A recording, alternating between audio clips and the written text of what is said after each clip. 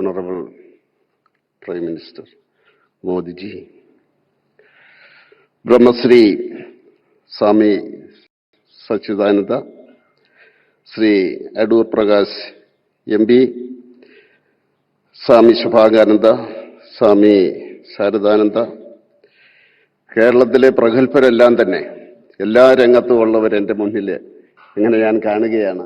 അതാണ് ഗുരുദേവന്റെ ആശയത്തിന്റെ വിജയം എന്നാണ് ഞാൻ കരുതുന്നത്. എല്ലാവരെയും ഒന്നാക്കുന്ന ഗുരുദേവന്റെ മുമ്പിൽ ആദ്യമായി പ്രാർത്ഥിച്ചുകൊണ്ട് ഞാൻ തുടങ്ങട്ടെ.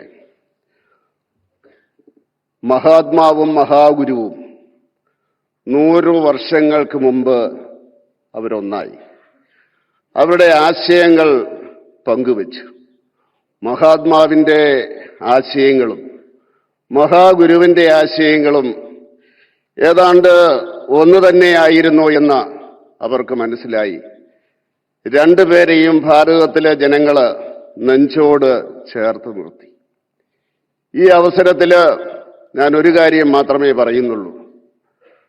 ഗുരുദേവൻ മുന്നോട്ട് വെച്ച അഷ്ടലക്ഷ്യങ്ങൾ, ഓരോ കാര്യം ചെയ്യുന്ന അവസരത്തിൽ അതിൽ സാമൂഹികമായിട്ടുള്ള ലക്ഷ്യമുണ്ടാകണം എന്നാണ് ഗുരുദേവൻ പറഞ്ഞത്. അത് തീർത്ഥാടനത്തിൻ്റെ കാര്യത്തിലാണെങ്കിൽ ആദ്യമായിട്ട് അദ്ദേഹം പറഞ്ഞത് വിദ്യാഭ്യാസം. ആധ്യാത്മിക ഗുരു ആദ്യം പറയുന്നത് വിദ്യാഭ്യാസത്തെ പറ്റിയാണ്.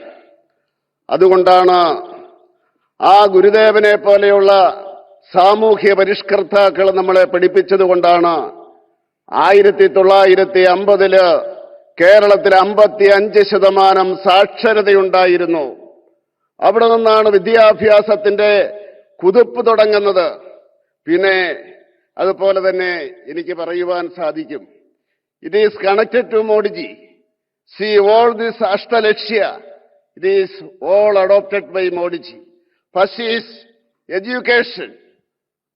Gurudevan told that it is education first. That is why we can say now NEP is there. Education policy is there, introduced by Modiji.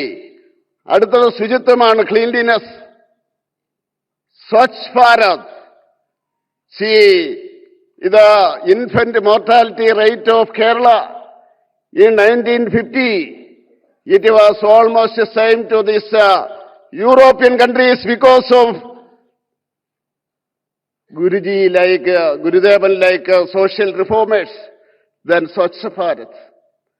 Modiji Swachh Bharat, same ideology, same adoption. Then no spirituality. Spirituality, we know that the soul of India,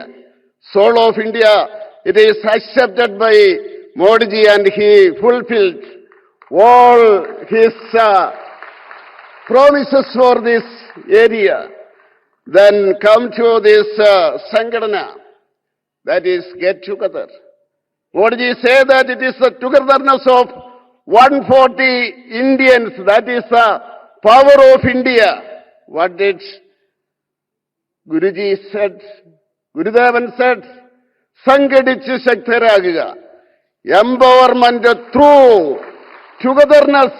That is the same Modiji is telling. Then Krishi.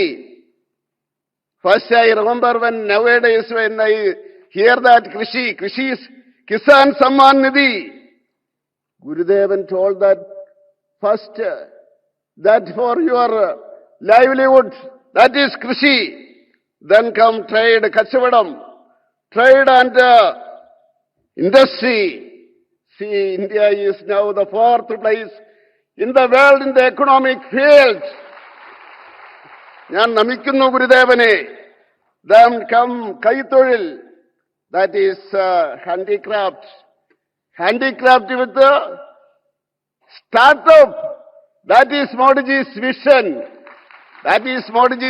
Handicraft with this startup. Then comes Shastra Sankedya Vidya. 100 years before, Gurudevan told us that about science and technology. See science and technology, we can see that digital India and space, 100 years before, what will happen now? That we should adopt. Gurudevan said that. That is why I say that Modi ji is the real disciple of Gurudevan. No doubt he adopted all his Gurudevan's Ashtalakshya. I express my gratitude to സ്വാമിമാർ 3 പേരെയും ഞാൻ വന്നപ്പോഴേ പറഞ്ഞു ഇനി വഴക്ക് പറയരുത് എന്ന് പറഞ്ഞിട്ടാണ്. അവർക്കെന്നെ ശാസിക്കാനുള്ള ശക്തിയുള്ളവരാണ്. ഞാൻ അവരെ എന്നും ഗുരുക്കളായിട്ട് ഞാൻ ആരാധിക്കുന്നവരാണ്. അവരുടെ അനുഗ്രഹം കൊണ്ട് തീർച്ചയായിട്ടും ഗുരുദേവന്റെ അനുഗ്രഹം എനിക്കുണ്ടാകുമെന്ന് ഗുരുദേവനോട് പ്രാർത്ഥിച്ചുകൊണ്ട് ഞാൻ അവസാനിപ്പിക്കുന്നു. നന്ദി, നമസ്കാരം.